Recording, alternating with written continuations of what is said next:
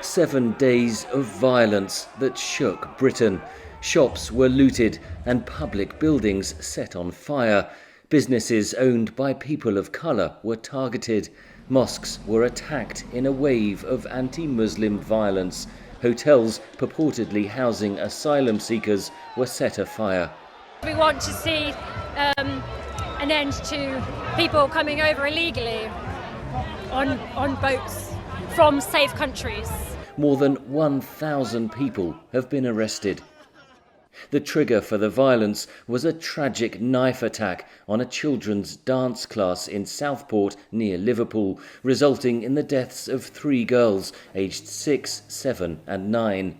False reports, initially posted by an obscure website called Channel 3 Now, wrongly identified the killer as a Muslim asylum seeker who had arrived on a small boat. The fake news spread quickly on social media. Within hours, violence erupted in Southport and spread to other towns and cities. The initial violence was kicked off by falsehood. To an extent, I think it's fair enough to blame social media. Many observers see deeper social divisions driving the violence. These are tensions that you see in a lot of countries right now. I would include the US to some extent in that too, where you have emerging feelings of nationalism, a sense that people are being left behind. Critics accused some right-wing politicians, especially Nigel Farage, the leader of the anti-immigration Reform Party, of fanning the violence, which Farage strongly denies. On his YouTube channel, Farage has previously publicised hotels that house asylum seekers. Far larger demonstrations against the far right have since taken place across Britain, and the riots have abated. Over 1,000 people have been arrested and hundreds convicted of offences linked to the riots. Scores have been charged with offences relating to posts on social media.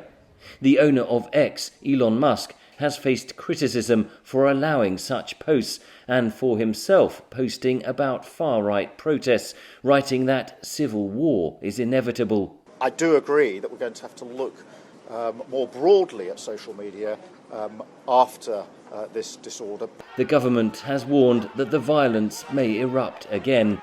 There is no doubt that the UK has, over the last 10, 15 years, had very low economic growth and hasn't done much for many people who are struggling economically.